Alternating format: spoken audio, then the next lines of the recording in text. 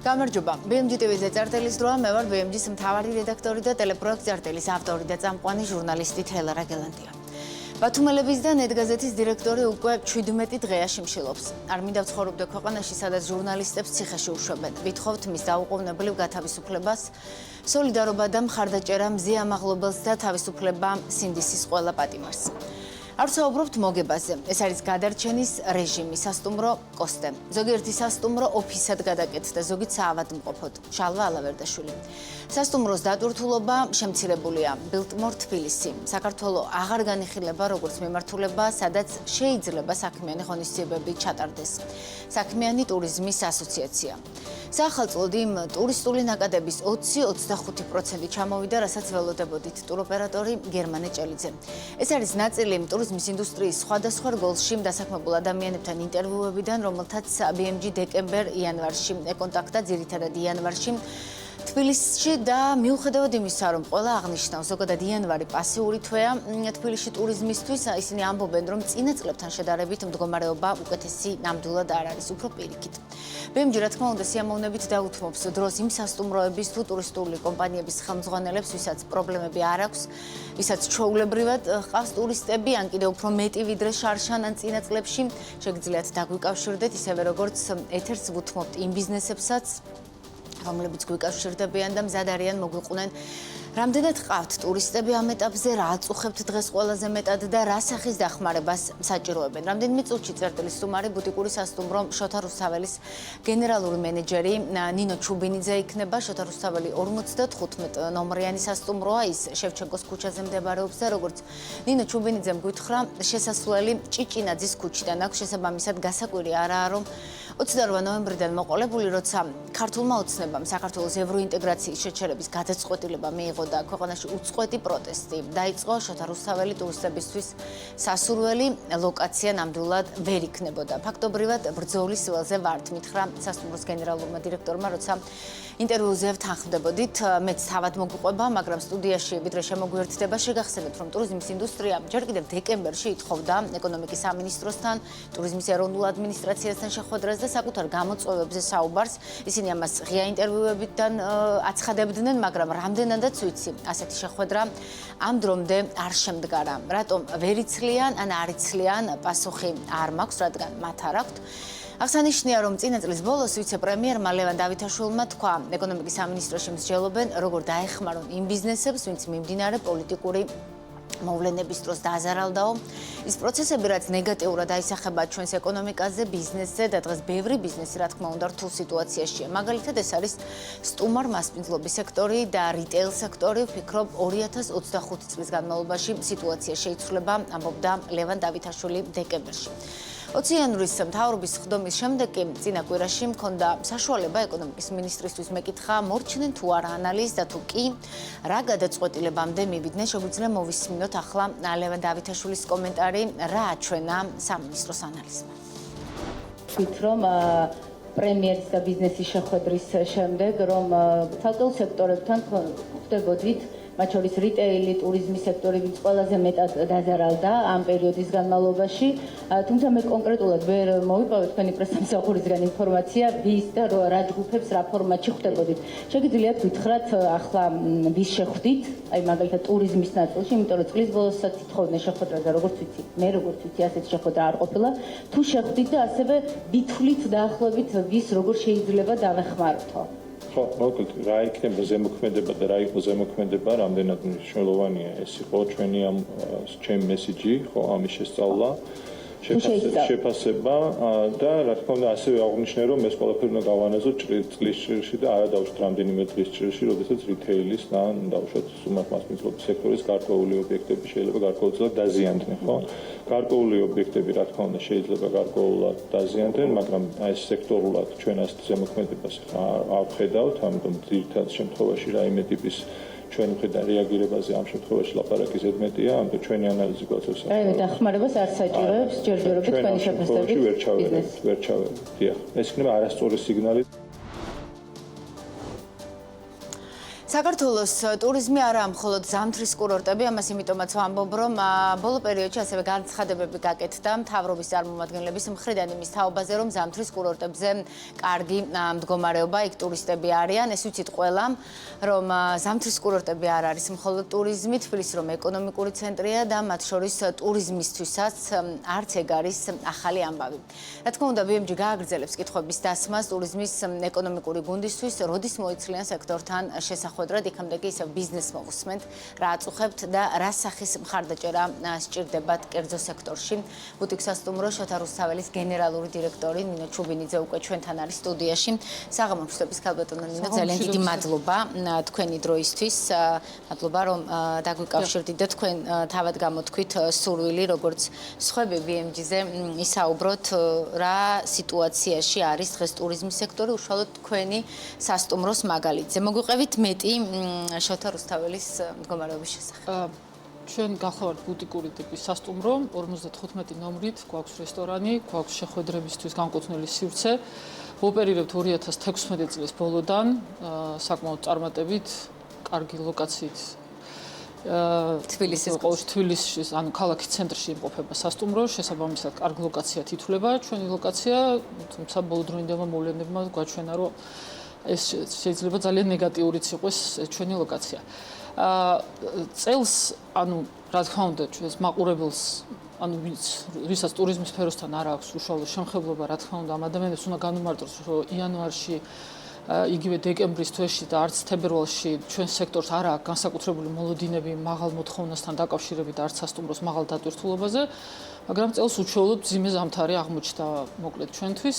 დეკემბრის თვეში ჩვენი ლოკაციიდან გამომდინარე, ჩვენ ჭიჭინაძის ქუჩიდან გვაქვს შემოსასვლელი, რა თქმა უნდა, განსაკუთრებით მაშინ, როდესაც განსაკუთრებულად ესეთი მძიმე ფორმები მიიღო საპროტესტო ტალღამ, რა თქმა უნდა, გასაგები იყო, რომ ჩვენთან უბრალოდ ადამიანებს მოსვლაც კი უძნელდებოდათ, მაგრამ აი იანვრის თვეში, მაშინ, როდესაც ჩაწყნარებულია სიტუაცია და ეს მანიფესტაციებსაც აბსოლუტურად მშვიდობიანი ფორმა აქვს ამ წუთას მიღებული, ესე იგი აღმოჩნდით აი აბსოლუტურად, როგორ გითხრათ, სრულიად არაპროგნოზირებად სიტუაციაში, იმიტომ რომ ვარდნა იყო 20%-ზე მეტი შარშანდელ იანვართან შედარებით, რა თქმა უნდა, ჩვენ არ ვადრით ჩვენს დატვირთულობას მაღალ სეზონს, რაც მიდის იქამდე, რომ საბოლოო ჯამში ისედაც დაბალი დატვირთულობის პერიოდში ის მოლოდინები, რაც გაქვს, როდესაც ისიც ასეთი დაბალი ესე იგი მოლოდინებით სრულდება, ეს იმას ნიშნავს, რომ მოკლედ ჩვენ უკვე ძალიან სერიოზულ პრობლემებს ვაწყდებით, იგივე მიმდინარე ხარჯების დაფარვასთან დაკავშირებით, სახელმწიფო ვალდებულებების გადახდასთან დაკავშირებით და იგივე საბიუჯეტო ვალდებულებების გადახდასთან დაკავშირებით. ასე რომ ესეთი დღეს როგორ მუშაობთ? აი მესმის რომ 20%-ით ნაკლები ყავს ახსენეთ, მაგრამ აი საიდან ყავს ძირითადად მაინც ტურისტები, ვინ ჩამოდიან? კი ბატონო. დეკემბრის თვეში, როდესაც განსაკუთრებულად, ანუ ასე ვთქვათ, ძალიან დიდი იყო ეს საპროტესტო ტალღა, მაშინ ჩვენი სტუმრები იყვნენ ჟურნალისტები, უცხოელი ჟურნალისტები, რომელთაცაც ძალიან მოსახერხებელი იყო ჩვენი ლოკაციიდან ამ მიმდინარე მოვლენების გაშუქება. ზოგადად ჩვენი ბაზარი, ძირითადად ჩვენი სასტუმროს გახლავთ რუსეთი და ისრაელი და ძალიან შემცირებულია.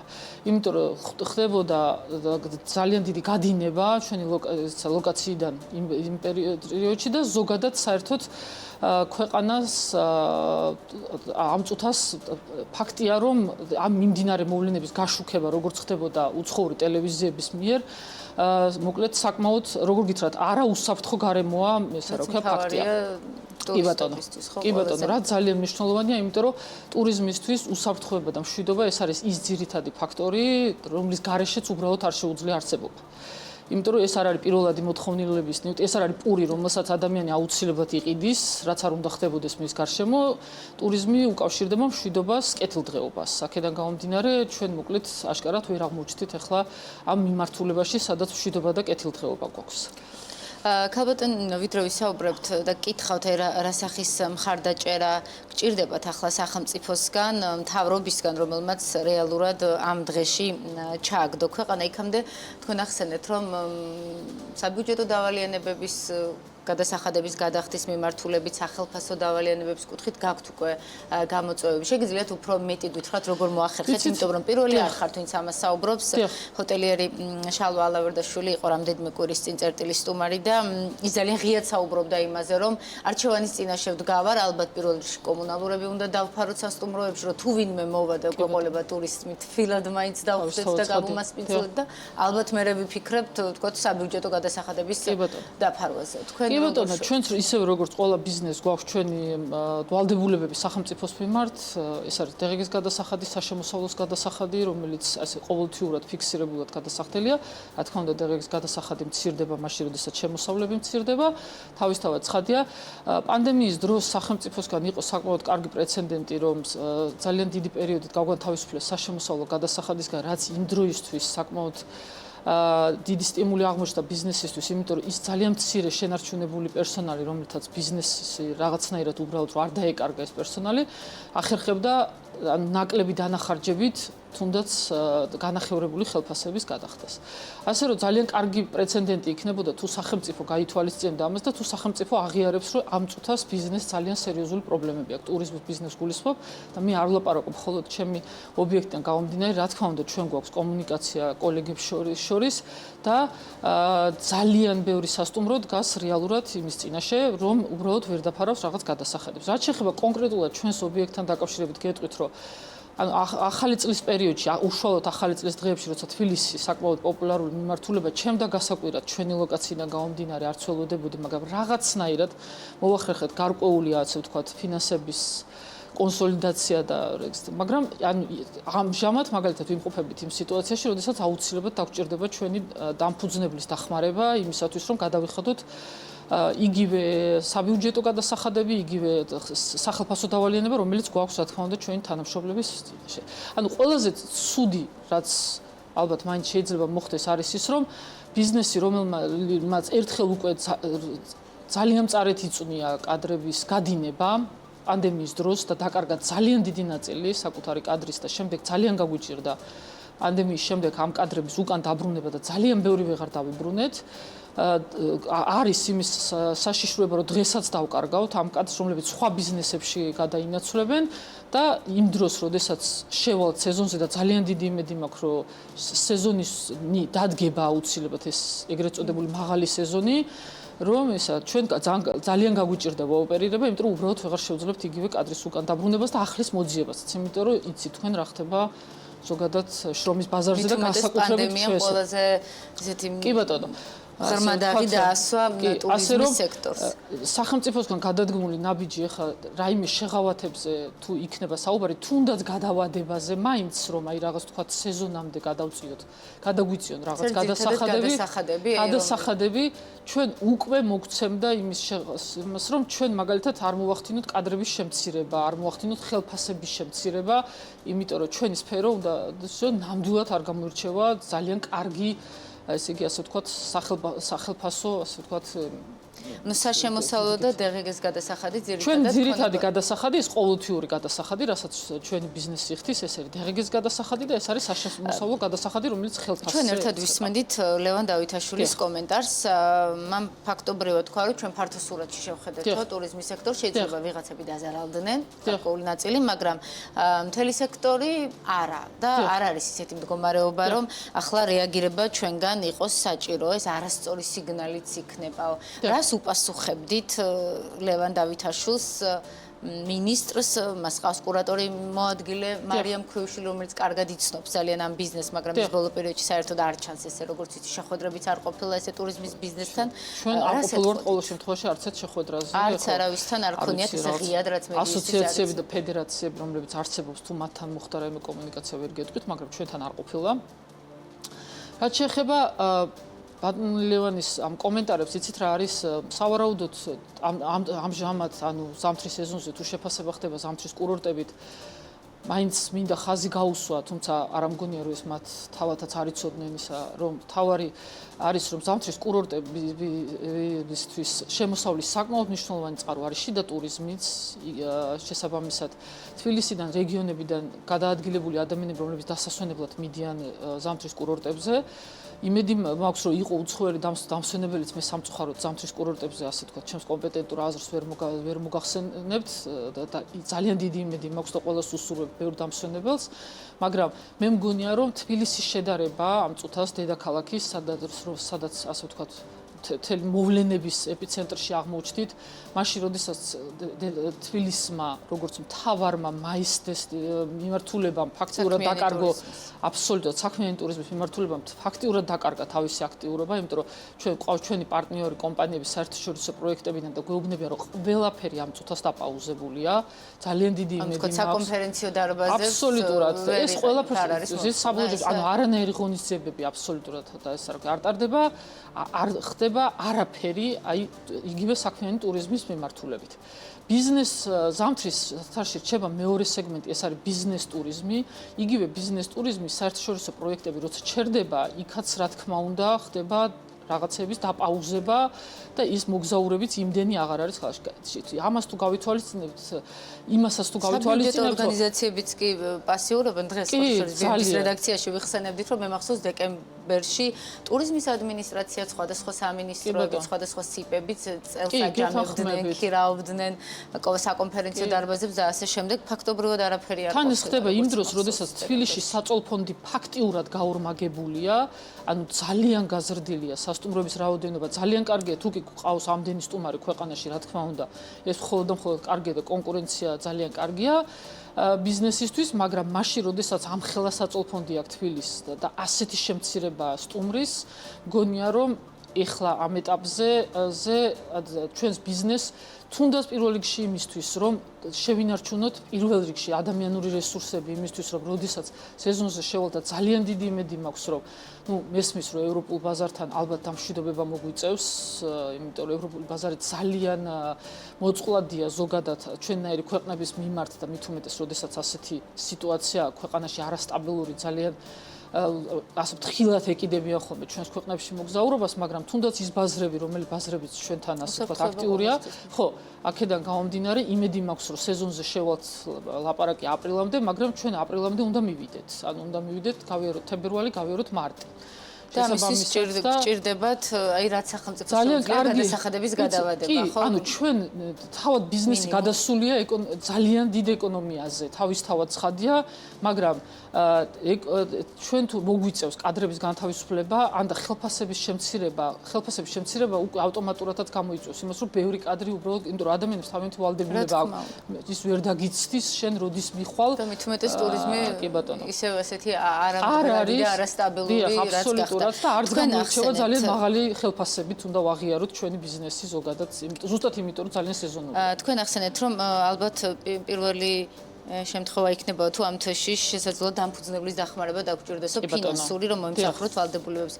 შეგიძლიათ გითხრათ მე კი ვნახე ბიზნეს რეესტრში, მათ შორის კვიპროსში არის თქვენი სასტუმროს მფლობელი კომპანია რეგისტრირებული, ან უცხოელი ინვესტორები არიან თუ მათ შორის ქართველები და ზოგადად აი ლევან დავითაშვილი ესე უყურებს ფართო სურათში ტურიზმში ყველაფერი კარგად არისო ჯამში ესეთი მდგომარეობა არ არის რომ დაგეხმაროთო აი დამფუძნებლები როგორ აფასებენ ხოლმე და მათ რა კითხვები აქვთ იცით რა ჩვენ და საბედნიეროდ ეხლა ამ ეტაპზე ჩვენ ეხლა დაგვიდგა ამ თვის ბოლოს ესეთი საჭიროება რომ ან მე პატრონისთვის ასე თქვათ ინვესტორისთვის და მიგვეკითხა და მოკეთ გითხოვა ეს ფინანსური დახმარება იმისთვის რომ ის ვალდებულებები რაც გვაქვს თანამშრომლების წინაშე გაგვესტუმრებინა ჯერჯერობით ამას ხდებიან თანამშრომლების ხელფასები არა და ეს სასტუმრო 2016 წლიდან ოპერირებს მე-9 წელიწადია რა თქმა უნდა ამ 9 წელიწადში 9 ზამთარი გავიარეთ და არც ერთ ზამთარს არ ქონია ასეთი სიტუაცია და ეს არ არის მე ვლაპარაკობ ჩემს სასტუმროზე მაგრამ ძალიან ბევრი ჩემი კოლეგისგან მესმის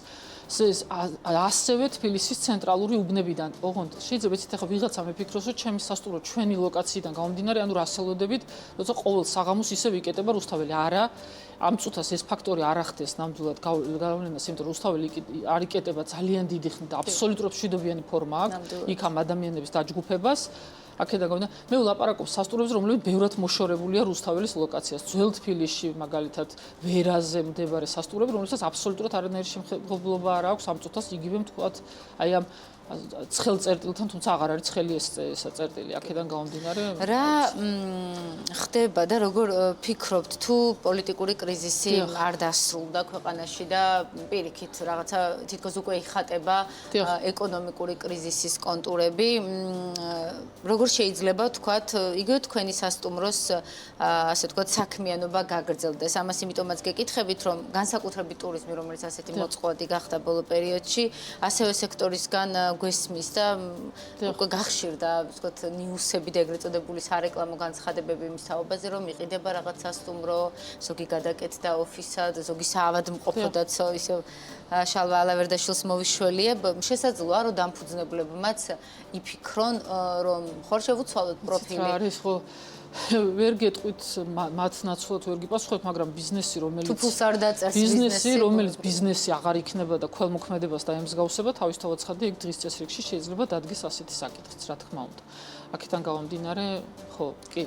გამორიცხვა ამისი არ შემიძლია მე რა. რა დაახლოებით რამდენი ადამიანი გყავთ დასაქმებული? ჩვენ გვყავს 65 ადამიანი დაახლოებით დასაქმებული. და ამ ეტაპზე ყველას ინარჩუნებთ, ხო? ჯერჯერობით ვინარჩუნებთ. პირველ რიგში კი, მე ვიცი რომ რამოდენიმე ობიექტი, ვიცი ობიექტები, რომლებიც დაიხურა და ვიცი ობიექტები, რომლებსაც მოუხდათ ხელფასების შემცირება, მოუხდათ კადრის შემცირებაც.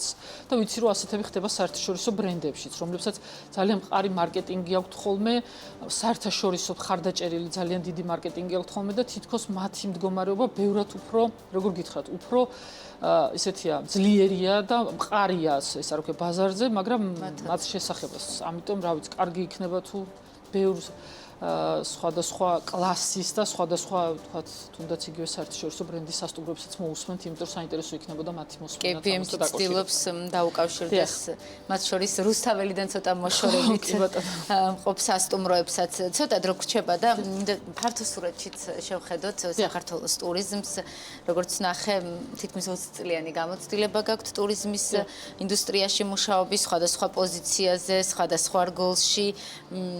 რა არის დღეს ყველაზე მთავარი გამოწვევა საქართველოს ტურიზმის ინდუსტრიისთვის და ერთია გასაგებია კერძო სექტორი ყოველთვის ეცდება რა თქმა უნდა იყოს და გახდეს უკეთესი, მაგრამ აი ამ უკეთესად გახდომაში სახელმწიფო წესით როგორ უნდა ეხმარებოდეს და როგორ უნდა უჭერდეს მხარს.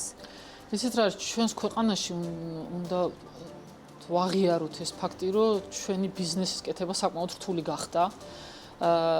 იქედან გამომდინარე, რომ ქვეყანაში ვერაფრით ვერ ვინარჩუნებთ აი ესეთ სტაბილურობას, რომელიც აი ესეთი ძალიან მნიშვნელოვანია ტურიზმისთვის. გარდა ამისა, მაშინ როდესაც ქვეყანაში ყველაფერი ძვირდება, ისა აბსოლუტურად და პანდემიის შემდეგ მოგვიწია ფაქტიურად გაორმაგება სახელფასო ფონდების იქედან გამომდინარე, რომ ჩვენ უბრალოდ ვეღარ იგივე ხელფასებით, უბრალოდ ვერ შევძლებდით პერსონალის აკრეფას. მაშინ როდესაც ჩემი აზრით ამ ეტაპზე მაღალ შემოსავლიან ტურისტებს კარგავთ, იმიტომ რომ ბაზრები, რომელ ბაზრებზეც ჩვენ ვრჩებით, ჩვენ და სამწუხაროდ მაინც უფრო დაბალ შემოსავლიან სასტუმროებს ეძებენ. ჩვენი სასტუმრო ცნობისთვის რო გითხრათ, საშუალო და უფრო მაღალი სეგმენტისზე არის გათვლილი. კი ბატონო, საფასო სეგმენტს რასაც გულისხმობ. აქედან გამომდინარე, ჩვენს ქვეყანაში ესე ტურიზმის კეთება საკმაოდ რთულია. ზოგადად თავის სტუმართ მასპინძლობის ბიზნესი, იმიტომ რომ ძალიან არასტაბილურია. არასტაბილურობა ბიზნესისთვის ძალიან რთულია, იმიტომ რომ გიჭირს ძალიან პროგნოზების კეთება. ამიტომ მე ძალიან დიდი იმედი მაქვს, რომ თუნდაც ის ბაზრები, რომელთა შენარჩუნებასაც მოვახერხებთ, იმიტომ რომ ხო არ შეიძლება ხო მთელი ბიზნესი ვერ გავქრებით, ხო ვთქვათ, იმიტომ რომ მთელი ეს 20 წელიწადია სულ ველოდებით აი ესე რაღაცა ესე იგი იმასავით რომ ერთი ესე მანანასავით თავზე გადმოგვაყრის ევროპულ ბაზარს. ევროპულ ბაზარის მომატებას ჩვენ რეალურად ვერასოდეს ვერ ვეღირსეთ. იმიტომ რომ დაიწყო მატება, შემდეგ უკრაინის ომი დაიწყო, რეგიონში აირია სიტუაცია და აქაც დავკარგეთ ისევე ეს ევროპული ბაზარი, სამწუხაროდ ევროპულ ბაზარს ვერ ვგრებავთ. აქედან გამომდინარე, კარგი იქნება თუ მოხდება იმ ბაზრებზე, მაგალითად, ანუ რაღაცნაირად აი ამ ბაზრების შენარჩუნება მაინც, იმიტომ რომ არავინ ჩათვალოს, რომ მაგალითად დუბაიდან, ან საუდის არაბეთიდან, ან მაგალითად ჩინეთიდან მომავალი სტუმრისთვის არ არის მნიშვნელოვანი ქვეყანაში სტაბილურობა და სიმშვიდე, რა თქმა უნდა არის.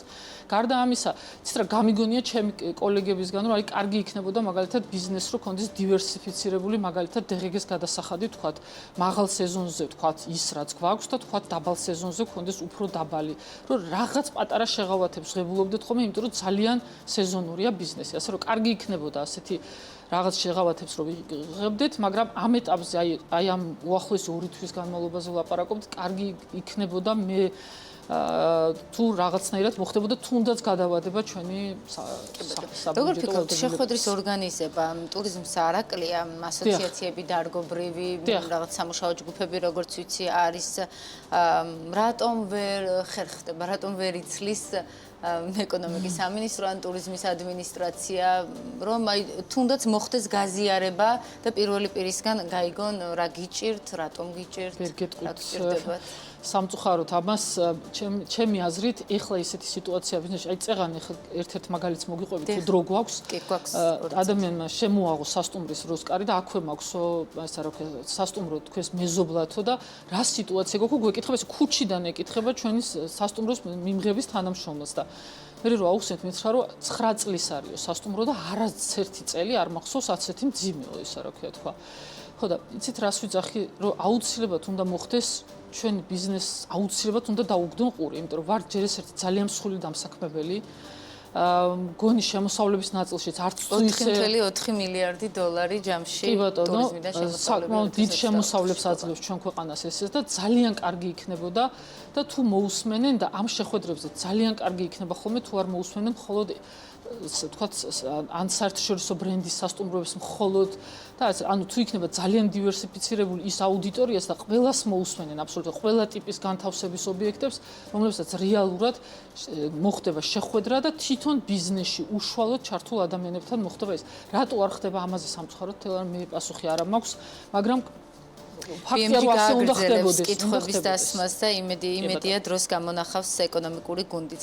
ცოტა დრო გრჩება და ჩემი ტრადიციული ორი კითხვაც უნდა დაგისვათ, რა გჭირდება ქვეყანას განვითარებისთვის და ამ გზაზე რატომ არის მნიშვნელოვანი მათ შორის ტურიზმისთვისაც, რომ საქართველოს გააგრძელოს ევროპულ გზაზე სიარული, რის გამოც ამდენი თვეა უკვე 2 თვეზე მეტი გავიდა უწყვეტი პროტესტია ქვეყანაში. ჩვენს ქვეყანას აუცილებლად სჭირდება სტაბილურობა და განვითარება, როგორც ბიზნესს აუცილებლად სჭირდება ძალიან ბევრი ინფრასტრუქტურული პროექტები, ძალიან ბევრი რამ არის გასაკეთებელი, ყველას გვიმოგზაურია და ვიცით როგორი ადვილია სხვა ქვეყანაში თუნდაც გადაადგილება ერთი ადგილიდან მეორეზე და როგორი ინფრასტრუქტურულად გამართულია ეს ევროპული ქვეყნები. და აუცილებლად გვჭირდება ეს კანონის უზენაესობა, რაც ალბათ ყველაზე მთავარია, რომ ჩვენი ქვეყნის განვითარება ხდებოდეს სწორი გზით და ძალიან დიდი იმედი მაქვს, რომ აქეთ წავალთ და აუცილებლად მოხდება აი ჩემი ცხოვრების 30 წელიწადია მივდიოდით ერთ გზაზე, ესეთი პატარა ლირიული გადახვევა და უცებ ამ გზიდან გვითხრეს, რომ უნდა გადაუხვიოთ, ხო და აი ხო, აი ესეთი ეს არის რა და ძალიან დიდი იმედი მაქვს, რომ ჩვენ დავდგებით სწორ გზაზე და წავალთ სწორ გზით. იმედი ვიქონიოთ, ყოველ შემთხვევაში რეაქცია როცა ეს გვითხრეს, კარგია რომ ჩანს უკვე 2 თვეა და იმედია შედეგიც იქნება. წერტილი რას დაუსვათ ამ ქვეყანაში? წერტილი უნდა დაუსვათ ამ ქვეყანაში რა დავასრულოთ? უნდა დავასრულოთ აუცილებლად განუკითხაობას ალბათ. ძალიან დიდი მადლობა. წარმატებები აუცილებლად მოვიკითხავთ თქვენი სასტუმროს მდგომარეობასაც და იმედია სექტორშიც შეხვედრა მოხერხდება. მადლობა თქვენი ინტერვიუსთვის. ნახვამდის. წერტილი დღეს ამით დასრულებულია. ჩვენს კითხვებს პასუხობდა ბუტიკ სასტუმრო შოთა რუსთაველის გენერალური მენეჯერი ნინო ჩუბინიძე. მე ხვალამდე გემშვიდობებით.